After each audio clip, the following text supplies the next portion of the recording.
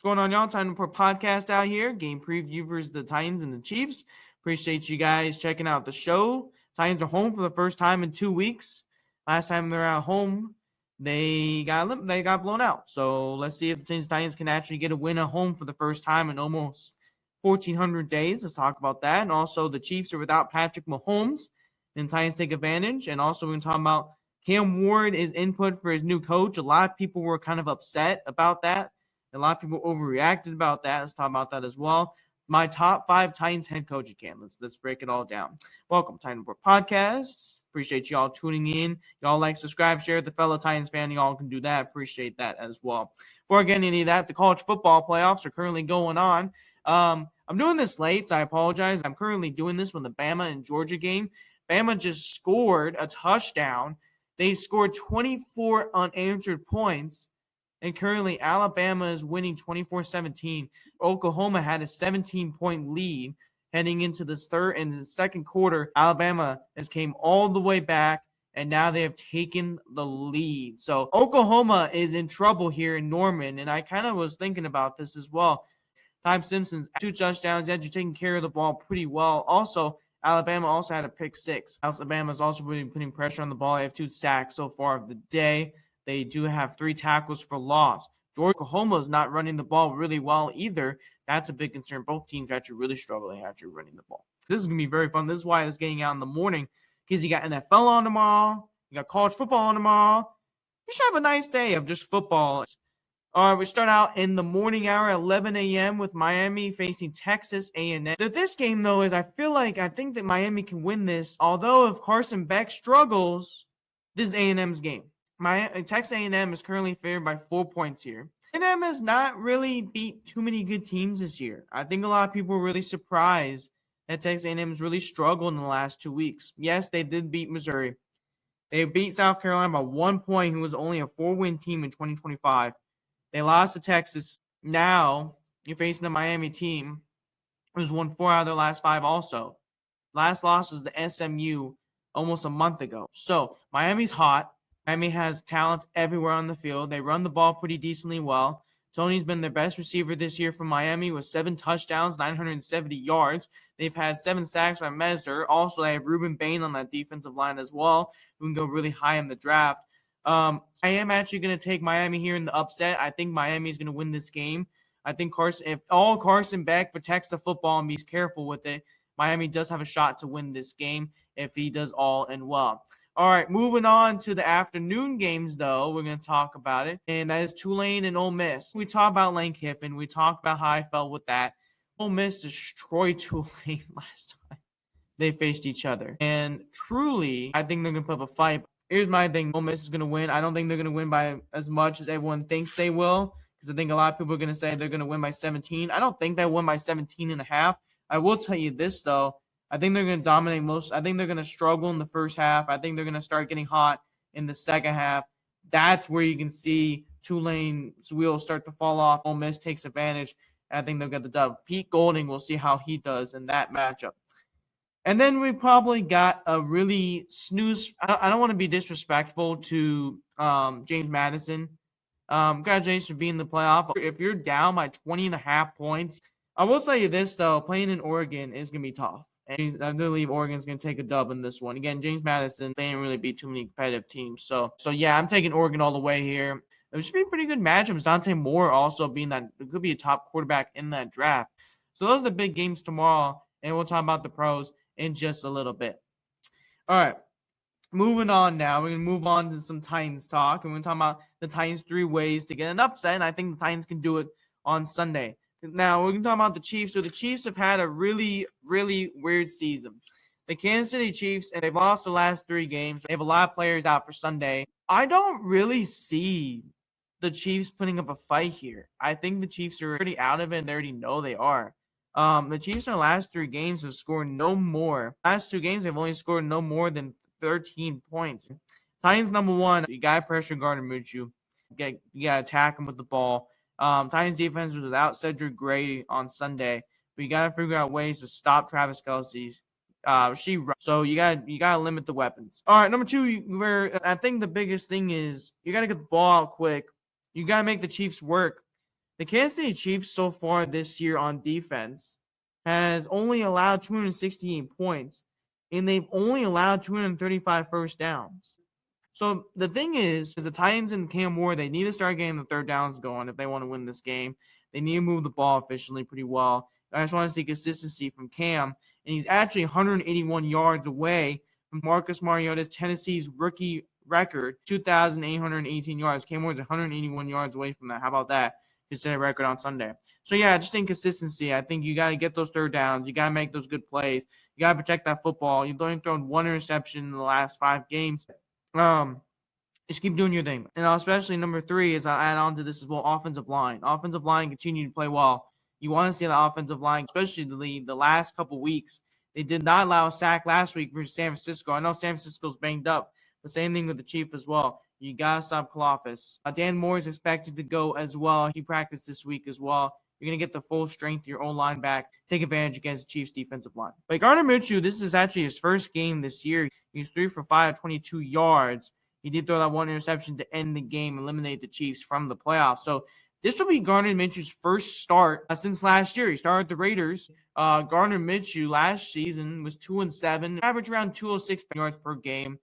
He had 9 touchdowns, 7 picks. He's 17-29 in his career as a starter. He started with 5 teams in his 7 seasons. How about that?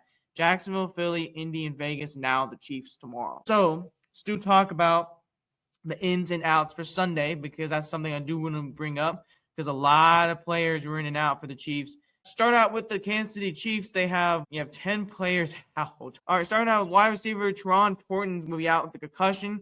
Juwan Taylor will be out with an elbow injury.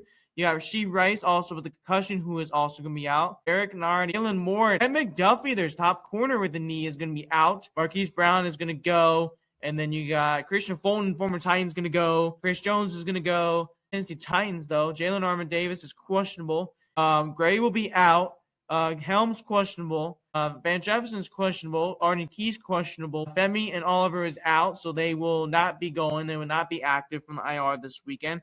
Ali Gay has a chance to be activated. All right, we kind of did a little sneak peek last night, but I'm going to give you guys my top 5 favorite Titans coach candidates, and here's why. But it's not even in order. It's just 5 on top of my head, I think, are going to be actually ones who are going to get the most interest. Let's break it down. Starting out with Browns defensive coordinator Jim Schwartz. I think this one might be surprising to a couple people, is because of his age, but this is a guy to keep an eye on. He's done a really good job with the Browns. And the reason why I mentioned him is because he's been familiar with Tennessee. He's been the senior assistant with Mike Vrabel back in 2022. It's questionable if they want to bring anybody back from Vrabel's staff, but that's a name to consider. That's a name that we've heard a little bit. Robert Saleh from the San Francisco 49ers defensive coordinator, since this is his first year as a defensive coordinator since actually being let go from the Jets. I'm giving him a second chance. I'm all for it. I've heard a lot from Robert Saleh. I've heard a lot from these players who really like him, like George Kittle's really liked him. George Kittle, he's like, this is the best signing we got this offseason. That's incredible. So I'm interested to see if the Titans are going to bring him in as well. And I think this is a name to keep an eye on to see if they're going to give him a second chance. Is Chris Shula, Los Angeles Rams. And this is probably one of my favorites, honestly. And this has really emerged. Chris Shula with the Rams, who's been there since 2017, like I talked about, as an outside linebackers coach. Now recently, Rams defensive coordinator position. He's been the DC for about 2 seasons now. And the thing I like about Chris Shula, and I think a lot of people got to understand this as well, Chris Shula is a guy who is very young, is very talented, and he's worked with a very young team. And that's what the Titans might like, is because the Titans are a very young team moving forward. They're one of the youngest teams in the NFL. And I think that's the thing you got to look at. If you want to bring in a young head coach to work with the young guys, especially with Cam and the young offense, and with that going forward. Clint Kubiak, who I will be honest with y'all, who is high on the list, but there's some risk to it. And I think a lot of people are going to be questionable hiring a guy who is also an offensive coordinator. I will tell you this. Brian Callahan did not call plays with the Cincinnati Bengals. I think this is a guy to look at and that should be interested in. He's done a really nice job of Sam Darnold so far this year. He's doing a really nice job. He's a quarterback-friendly coach. He's done a really nice job with also guys like in Minnesota. And then he's worked under Kevin O'Connell and then with the Saints. And he moved up now to Seattle. So he's really done a nice job under Mike McDonald. Now what the biggest question is, if he's going to take on a head coaching job, he's going to get a ton of offers to be the next head coach of some team. And the Titans will be in there as well. Mike McCarthy, I think this one may be my favorite, most experienced a guy who's in the favorites right now. But those are my top 5 lists. Let me know what y'all think. I actually have some lists from some friends of mine who I do want to bring up on the show. Who I did ask them about who was there going to be their top candidates, Titans head coaches, and they gave me their answers. I'll start out with Titan Talk 615, who did give me his answer first and foremost. Do want to bring it up as well. Check out his channel.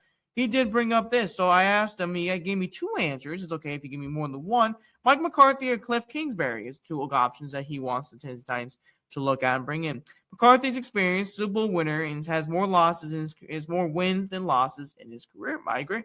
Mike McCarthy, experienced head coach, as we just talked about. And yes, he did win a Super Bowl with Green Bay, and also he's developed Aaron Rodgers. Kingsbury's been a head coach before. He's looked good with the Washington Commanders and Jane Daniels. I agree. And I think that's also another name I didn't consider. He's probably right in there in the top 5. The Titans rundown on Instagram. Also check out his show as well. Micah, he said McCarthy, similar thing. Plus, he has an offensive line developed Rodgers. Yeah, I agree with that. He has a great offensive line.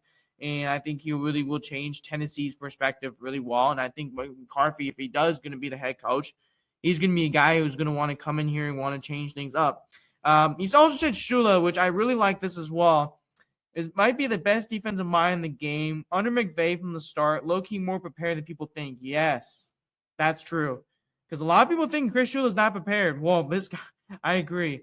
And he has endless offensive coordinator connections. Yeah, I mean, he has a lot of connections on the offensive side of the ball. I think that's going to be the biggest thing as well. So, yes, those are some options. Also, we got another one from my man Will O'Neill, who did want to bring this up as well. I asked him as well. He's also said Mike McCarthy. He said in his opinion, he's a really good head coach. He says we'll see who we get in the offseason. Yeah, again, it's a long offseason, man. It's going to be a long offseason. And truly, that it's going to be a lot to see what the Tennessee Titans are going to do and who they're going to hire and who they're going to bring in. Obviously, like I said before, they're going to bring a lot of names. They're going to have a lot of guys who are going to have interest. And we're going to find out those names hopefully very, very soon. Another update, Bama's up by 10. Alabama's actually taking control here. Ty Simpson's actually having a really good game. They just got a field goal. All right, so let's talk about Week 16. And let's also get in a couple of headlines about the Titans at the end of the show as well. All right, so who can clinch the playoffs? We already saw Seattle clinch the playoffs. Philadelphia can clinch the playoffs. If they win at Washington, they can clinch. New England Patriots at the Baltimore Ravens on Sunday. They can clinch. And San Francisco 49ers, they can also clinch as well. They're facing Indy on Monday Night Football. Philly also can clinch the NFC East Division with the Philly win or Dallas loss. Green Bay also clinched the playoffs as well with the Green Bay win or Detroit loss or tie.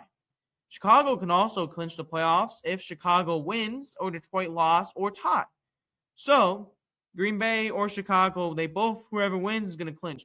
Buffalo can win if Buffalo wins and Indy lost or tie. Buffalo wins or Houston lost.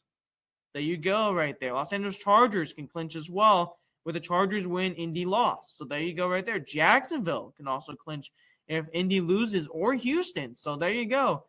Denver can do the same thing if they win or lose. This will be a really good game this week. I think this is going to be one of the funnest weekends in NFL, just especially that you have college going on in the background. You have those playoffs going. You have a lot of playoffers who are going to be on the line. It's going to be a very fun weekend, so make sure you guys stay on your couch, and that way you guys watch these games as well. All right, let's get to my top 5 games of the weekend because there's a lot of, like I just said, very good games. I'll start at number 5 and with the Bears and Packers heading at number 5. The reason why this is so low as other teams this weekend is a lot of other good games. There's actually a lot of good other games this weekend. The reason why it's actually number 5 is because this is actually one that's going to determine the NFC North. Both of these teams right in the mix of it. Chicago's in the lead right now by a game. But whoever wins, whoever loses, this is going to determine for the NFC North. And this could be a fun matchup. It's in Chicago, though. So there you go. It's tomorrow night, 7:20 on Fox. Keep that in mind. It'll be a fun night tomorrow night. All right. So, and then the number 4 game, pretty much, and this is me shocking for a lot of people. All right. So here are my top 5 games of the weekend. Starting off number 5, we're going to go with the Jacksonville Jags and Denver Broncos. Both of these teams are very competitive. The Jags and the Broncos both 500 records finally, but both of these teams, especially Denver, who was actually down last year, who actually got up, especially with Jacksonville Jags 10-4. Now, These two teams are now right in the mix of it in their playoff berths. Whoever wins can clinch on Sunday. Should be a fun game. Number 4, start with the Ravens and the Patriots. And the reason why this is number 4 is because this would be higher if the Ravens were actually over 500. Fortunately, the Ravens had a really bad year. Ravens is still pretty solid, though. Ravens can get a sneaky win against New England. New England's hungry after losing to Buffalo last week. Man, this should be a really good game. I'm very excited for this one.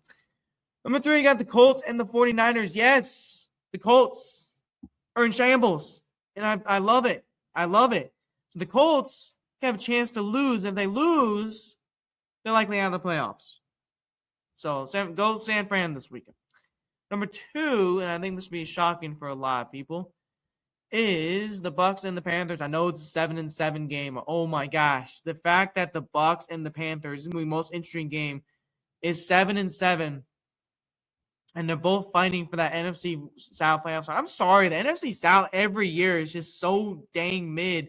And again, for the second year in a row, it's mid. It's awful. Tampa Bay had this lead going into September through October, and then just totally crashed down. And Todd Bowles could be very much on the hot seat if they lose. And he could be very much on the hot seat. They have a lot at stake going in on tomorrow. My final game, number 1 of the weekend, of course, it's the Green Bay Packers and the Chicago Bears tomorrow and tonight. Here's the thing. I think a lot of people should be excited about this game because this is going to determine pretty much one of the steps for the NFC North. And, oh boy, Chicago's at home. And I'm very worried for Green Bay on the road. Green Bay's actually done pretty good on the road so far this year. But I'm very excited to see about Chicago and Green Bay because the Packers and the Ravens play next week. And the Bears play San Fran next week. So, one of the most interesting games. We do want to talk about National Predators. Man, how about the Preds, man?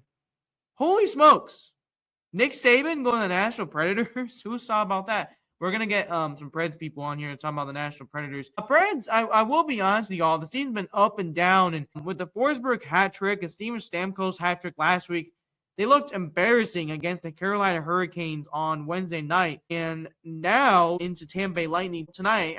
And then next, you're going to face the New York Rangers coming into town. They got some high stakes. And if the Predators don't win, they're going to keep falling and falling. They got to get some points to stay in contention, especially for that either wild card or division spot, which we'll see what happens. All right, that's it from the Titan Report podcast. We appreciate you guys checking out the show as always.